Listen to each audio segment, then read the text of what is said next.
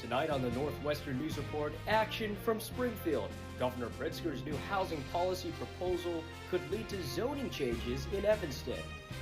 Plus, deconstructing Northwestern construction, what's happening with several ongoing projects around campus.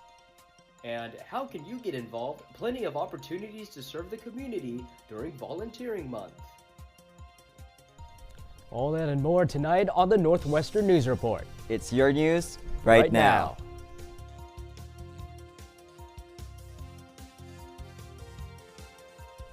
Good evening and welcome to the Northwestern News Report. I'm Micah Sandy. And I'm Philip Lamb. A divided night at Evanston City Hall left one housing proposal delayed and another dead. City Council tabled the Housing for All plan until May and rejected a property tax relief measure. NNN's Raksha J. Kumar has more from City Hall. Evanston residents filled City Council chambers to make their voices heard on Housing for All. This strategic housing plan aims to prevent displacement, preserve affordable housing, and create new residential units. I'm a low-income student here studying at Northwestern, and I really want the chance to live here in the community in my last 2 years as a Northwestern student. Housing for All would make it so that Northwestern students have more off-campus options, creating 3,000 to 5,000 additional housing units. However, the council members felt that the proposal wasn't adequate as is, claiming that more priority should be given to Evanston families. The city voted to table the issue until May 11th, amending the proposal with more Envision Evanston initiatives.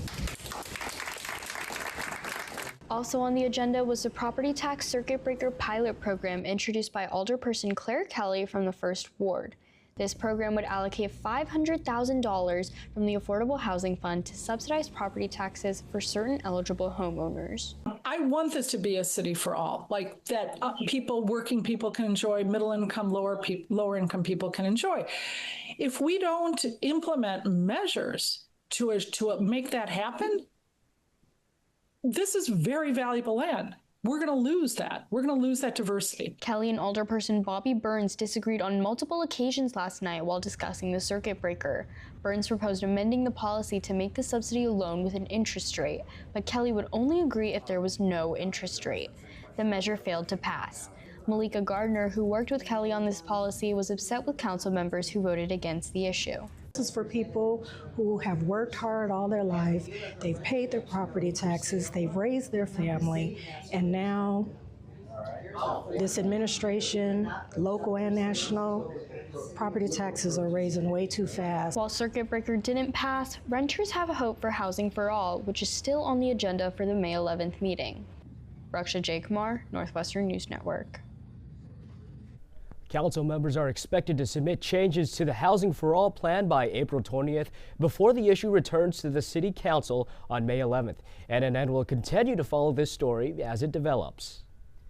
Right now at Tech, the Northwestern College Democrats are hosting a Q&A with former Obama administration senior advisor Dan Pfeiffer. NNN's Uma Morris is live now outside the event. Uma? Behind me in Lecture Room 2 in Tech Auditorium, NU Democrats is hosting a talk with Dan Pfeiffer, who is a former Obama communications director. He's also the co-host of a very popular podcast called Pod Save America. The person who's interviewing him is Cody Keenan, and he's a former speechwriter for the Obama administration. According to people we've talked to, this talk is going to be focused on Pfeiffer's time in the Obama administration, also about where the Democratic Party is now, its future, and kind of an overview of the last couple of years politically. One student we spoke to, she said that she's a big fan of his podcast and is excited to see him speak because she was able to see him in DC at CrookedCon, which is a pro-democracy convention that kind of talks about the future of democracy and America. Back to you, Micah. Evanston Skokie School District 65 has scaled back a proposed round of counselor cuts yesterday. The school board voted 5-2 Monday night to eliminate just 2 counselor positions next year after public comment urged the district to keep those mental health supports in place. The move marks a shift from last week when all 9 counselors across the district were notified that their jobs were being eliminated in a reduction in force tied to the district's budget crisis. District 65 is still trying to close a $6 million structural deficit after voting to shut down 2 schools. The board also approved dozens of other position cuts, but officials say about $1 million in reductions still have to be found. Governor J.B. Pritzker wants to shake up local zoning rules across Illinois, part of a state plan aimed at making it easier to build more housing. NNN's Chris Kim joined us in the studio with how those proposals could impact development here in Evanston. Thanks, Micah. Pritzker's bill plan consists of these 6 separate state Senate bills to increase housing production and lower housing costs, such as allowing middle housing or multi-unit buildings, allowing single-family and apartment complexes to be built on all residential areas. Additionally, this initiative passes reforms in response to a University of Illinois report published last year, stating Illinois would need to build an average of 45,000 housing units per year by 2030 to keep pace with demand, which is much higher than the 19,000 units per year average the state has been building since 2020. These 6 bill plans, if passed, will override home rule authority, preventing cities like Evanston from passing zoning laws contradicting these new state laws. This coming after the Evanston City Council passed Evanston's Comprehensive Housing Plan, Envision Evanston 2045, in January and has started to rewrite the city's zoning codes. The bill plan's middle housing bill notably passes stricter housing standards, exceeding Evanston's contentious proposals for greater housing density. As we see here, the state bills lay out the minimal requirements of what can be built on different sized residential areas, requiring at least 1 single-family home in a 2,500 square foot area or smaller, up to 4 housing units in areas larger than 2,500 and up to 5,000 square feet area, up to 6 units in areas larger than 5,000 and up to 7,500 square feet area, and up to 8 units, including clusters of detached homes in a common area for any area larger than 7,500 square feet. Now, the bill plan has faced mixed reception, with the Metropolitan Mayor's Caucus and the Illinois Municipal League pushing to preserve local control, while legislators like State Representative and House Majority Leader Robin Gable supports the proposal, saying housing is a statewide problem that needs a statewide solution. Now, none of the bills in the proposal have been passed, but Gable says she expects the Illinois House to vote before their spring session ends in May. Back to you, Micah. Thanks, Chris. NNN will continue to follow this story as those proposals move forward. Coming up, we sit down with a Northwestern student recently honored with a prestigious scholarship.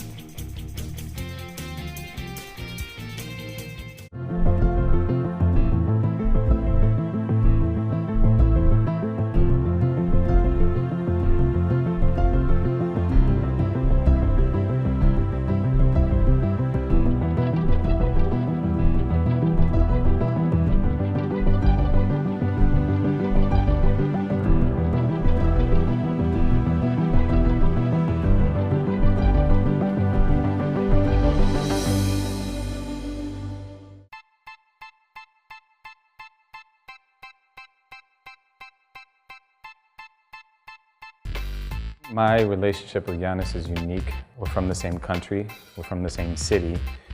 Being a Northwestern alum, I think, has tremendous advantages in the sports industry. To me, that community, it's been with me for 20 plus years.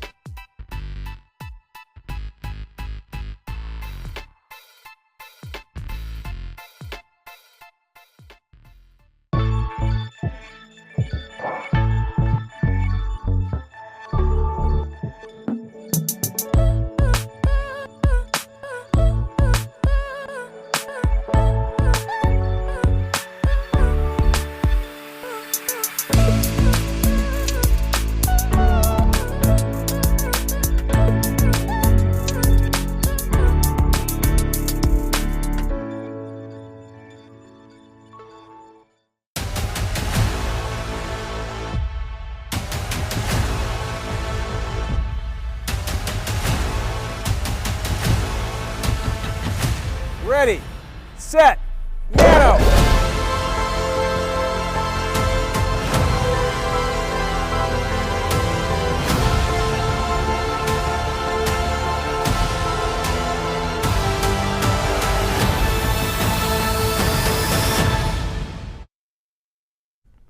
A Catholic pastor in Evanston has resigned after the Archdiocese of Chicago accused him of using parish money for personal expenses.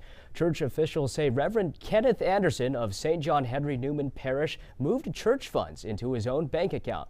The Archbishop said Anderson violated multiple core church policies. He was removed from duties on March 28th and resigned on April 3rd.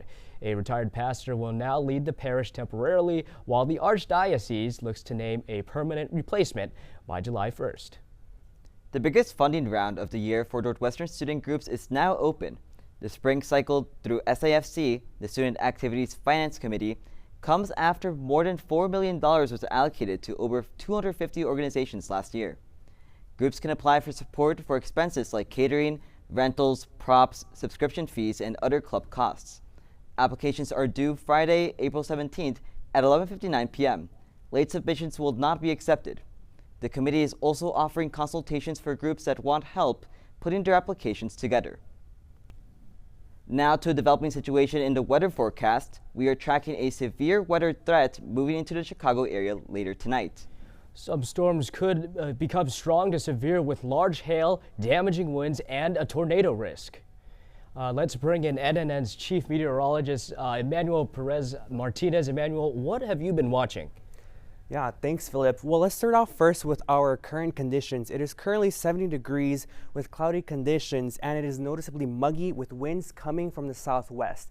That is fueling our severe threat for tonight. Now, let's look at those storm watches that we currently have right now. Right now, we have a tornado watch until 10 p.m. stretching from Des Moines, Iowa, all the way into Milwaukee, Wisconsin, and our northern suburbs. This is concerning because the tornadic development can be rapidly fast. Not also do we have a tornado threat, but we also have a flood watch that just came in from the Storm Prediction Center. Now, taking a look at our severe weather threats, starting off with our SIG 1 essentially telling us how likely are these intensities going to be when we engage with them. For example, we have a tornado threat that is medium to high with the potential of us seeing an EF2 tornado tonight. Strong winds upwards of 75 miles per hour are very likely. We also are looking at the significant hail parameter here with X-size hail potentially tonight. And we also have a flooding concern that could come through our entire area. Now, looking at that weather radar, it is looking very concerning, especially over Wisconsin. We've had particularly dangerous situations unfolding in Wisconsin. Right now, we have tornado warnings all along the Illinois and Iowa border. These storms are projected to come through our area around 8:40. Now, if these storms stay single cell, meaning that they're smaller and they're easier to rotate, we could see our first tornado warnings of the year here in Evanston. But if these storms manage to become linear, our main threat will be the winds. Now, onto our 5-day forecast. This has been the most active weather pattern I've seen here in a while. First, starting off on Wednesday, Friday, and Saturday, we're looking at scattered storms starting off in the morning and then eventually cooling the day off. And then for our highs, we're going to be looking at temperatures between the 70s and the 60s, with the exception of Sunday being a high of 50 degrees. Stay safe tonight and be prepared. Thanks, Emmanuel. You can follow more weather updates on our Instagram at @NNN_news. Students have seen construction, fences, detours, and excavators all over campus this year. From the new Ryan Field to dorms, renovations, and academic buildings still taking shape, NNN's Raksha Jayakumar has a quick look at where these projects stand. You've probably passed at least one construction site on campus this year. While the new outdoor pavilion and Pub by Norris are open, a handful of other big construction sites across Northwestern are still taking shape. So here's a quick look at what's being built, where things stand, and when these projects could be finished. We start north of campus with one of the most high-profile projects of them all, Ryan Field. The old stadium is being replaced with a new state-of-the-art football venue. Northwestern says it is still on track to finish in mid-September, with the first game there set for October 2nd against Penn State. The project is meant to modernize the stadium and turn the site into more of a year-round community asset to host other events like concerts. Right next door, the new Kirkpatrick Stadium for Northwestern softball is also under construction. The upgrade includes a locker room, bathroom, player lounge, and more seating. Officials say it should be ready by June this year. Because it hasn't finished on time for this ongoing season, Northwestern softball is currently playing its home games in Rosemont. Both of these athletic projects have also drawn frustration from some neighbors, with concerns ranging from construction traffic to noise, lighting, and the overall impact of the area. Farther south, Bob McCullough is also seeing big upgrades. Currently one of the North Campus's older dorms, the university says the building will be modernized with new laundry rooms, kitchenettes on every floor, and improved common spaces. Right now, the full project is scheduled to be finished by August 2027 by the lake. Across from Annenberg Hall, the Ann McElrath Drake Executive Center is rising next to Kellogg. That building will become the home of Kellogg's Executive MBA and other education programs. The university describes it as a high-tech space for both in-person and virtual learning, and it's scheduled to open in fall 2027 in near Deering Library. The old Jacobs Center is being turned into the Social Science and Global Affairs Hub. The university says the new space is designed to bring social sciences and global affairs under one roof, with occupancy expected this fall.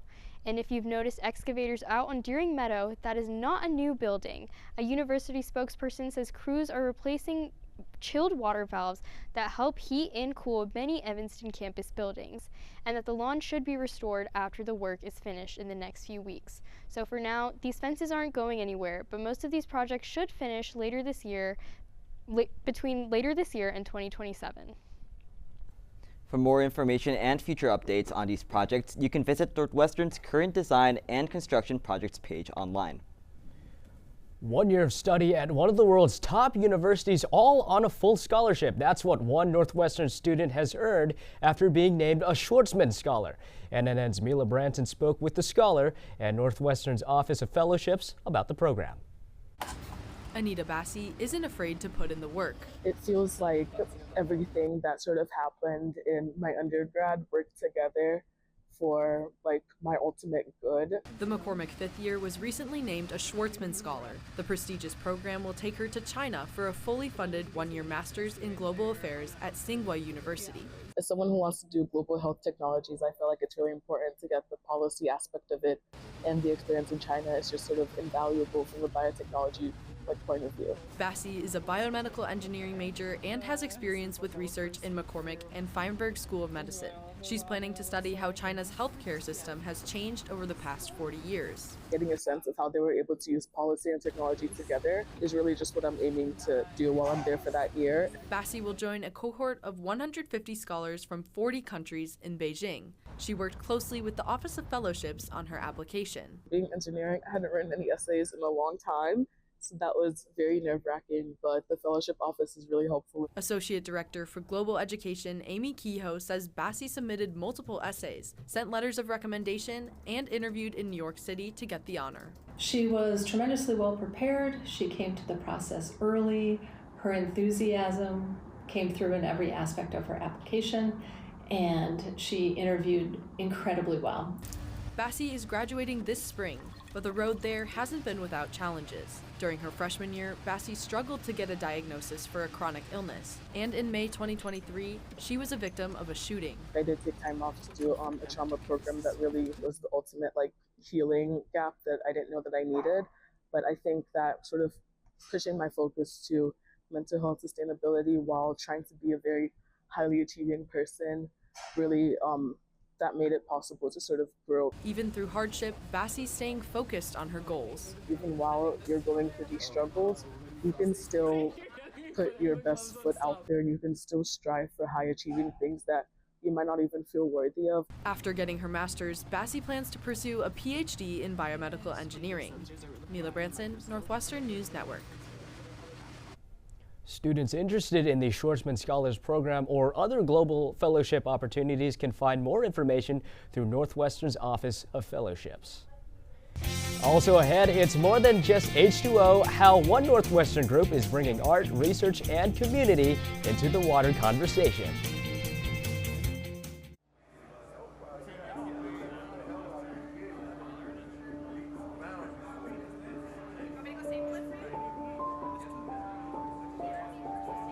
Trying to work my way out of the prison system was the most difficult challenge of my life. It only became tangible once I became a Northwestern student.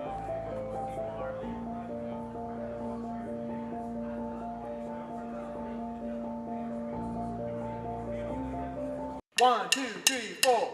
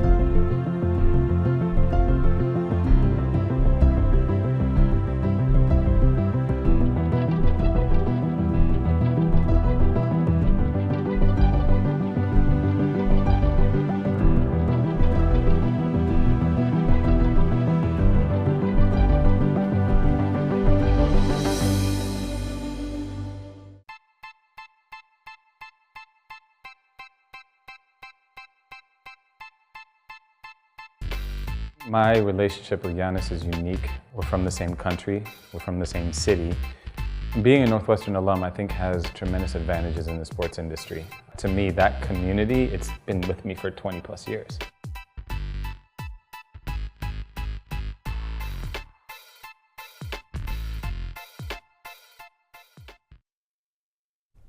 Northwestern's Vice President for Research, Eric Perrault, is stepping down at the end of the month. The university says Perrault will return to a full-time faculty role after leading Northwestern's research office through a period of major uncertainty, including an 8-month freeze on federal research grants last year.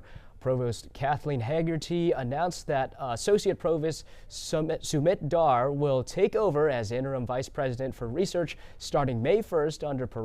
Under Perrault's leadership, Northwestern still brought in more than $1 billion in sponsored research funding in fiscal year 2025. The third straight year of the university has hit that mark.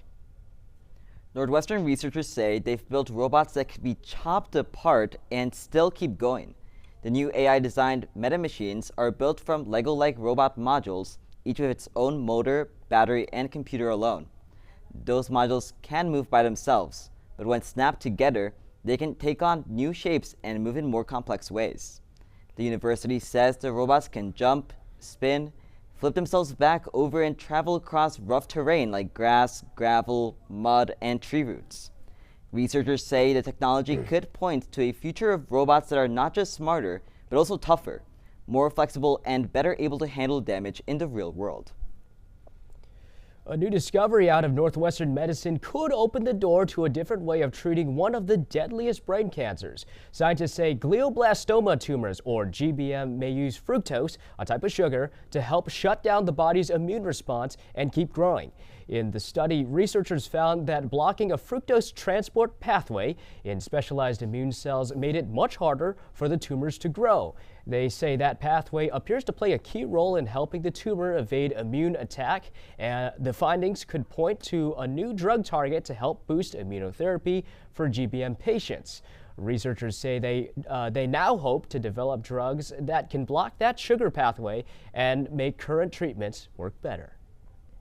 NU Water, a student organization that meets regularly to discuss all things water, is working to open new channels and reach more students. NNN's Daniel Kent stopped by one of the group's latest meetings to see what it's all about. Water as a subject for art is really powerful. At a university bordered by fresh water, NU Water is working to expand discussion about this vital resource throughout campus. And on Wednesday, the group, which typically hears from scientists and researchers, looked at water through a different lens: art. We want water research at Northwestern to be more interdisciplinary. That's Claire McGillis, a third-year civil and environmental engineering PhD candidate and member of NU Water. She says the club wants to shore up its membership with students and faculty from a variety of fields. So for me, art sort of being a more abstract and emotional way is a way to bridge those two divides, like bringing together a social science qualification and also like an experiential one. The group met to analyze a photograph by Native American artist Teresa Montoya, whose exhibit is on display at the Block Museum of Art. Montoya, a member of the Dene tribe, draws attention to water contamination on the Navajo Reservation in the Southwest. Water is kind of fundamental to human life, and especially in marginalized community, both the information and representation of water quality as well as access to safe and clean water has been historically denied to them. One picture can tell such an impactful story. NU Water members say anyone is welcome to attend their meetings. That it's not just about research, it's just about all aspects of water and connecting people who are interested in water all throughout campus. Spreading awareness about water, one drop at a time. Daniel Kent, Northwestern News Network. The group's next meeting is set for April 23rd, the day after Earth Day. Up next, from food pantries to local classrooms, how Northwestern students are finding ways to give back during National Volunteer Month.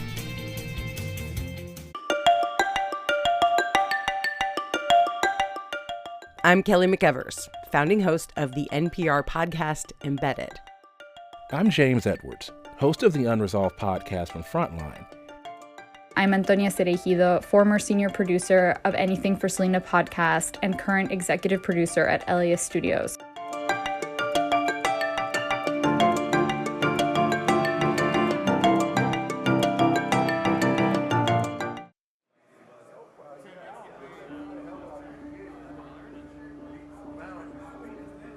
My narrative, since I've been locked up and kind of made my transition, has been like redemption, accountability. When I come into the classroom environment, every individual that sits amongst me takes education seriously.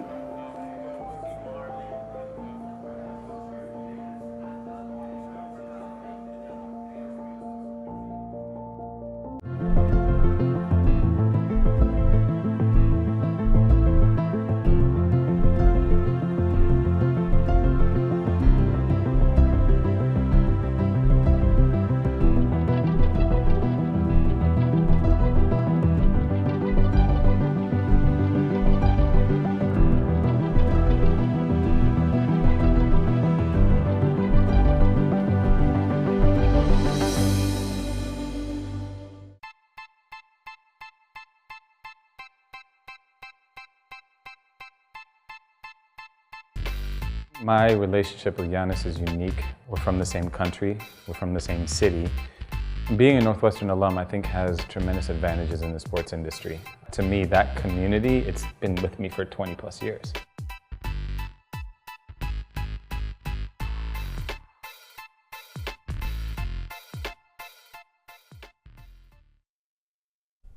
From food pantries to community programs, April's National Volunteer Month is putting a spotlight on ways to give back in Evanston. NNN's Darasimi Bankole reports on how Northwestern students are stepping up through volunteer work.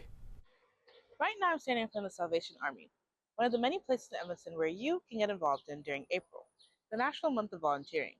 We have a music program. We're teaching brass and drums, percussion. We're always in need of people to volunteer to help teach with that program. We're looking to expand that program. We have an active seniors program. We also have, as mentioned before, the food pantry, so we're always looking to expand in the community at large for the food program as well. From stocking food pantries, to reading to kids, to clearing trash, there's lots of ways to get involved in the Evanston community.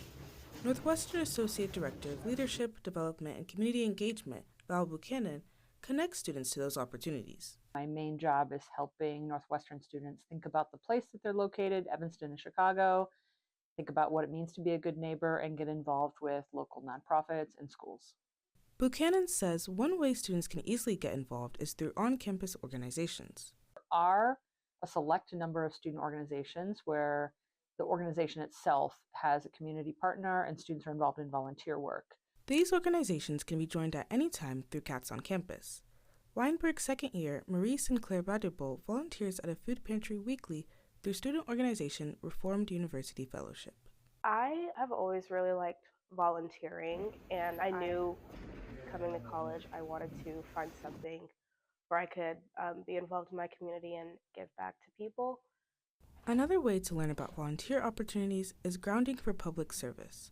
On Tuesdays, students can join Buchanan along with a guest speaker from a local nonprofit for dinner from 5 to 6 p.m. It's the easiest way to find other like-minded students who are interested in place-based learning and service and to figure out kind of the landscape of what's happening. When it comes to volunteering, there are many avenues to get involved. Darasimi Bankole, Northwestern News Network. Northwestern Student Affairs website has more information on civic engagement and volunteer opportunities. And that's all the time we have for tonight. Tune in for our political special Politicat next Tuesday. I'm Micah Sandy. And I'm Philip Lamb. For all of us here at NNN, have a good night.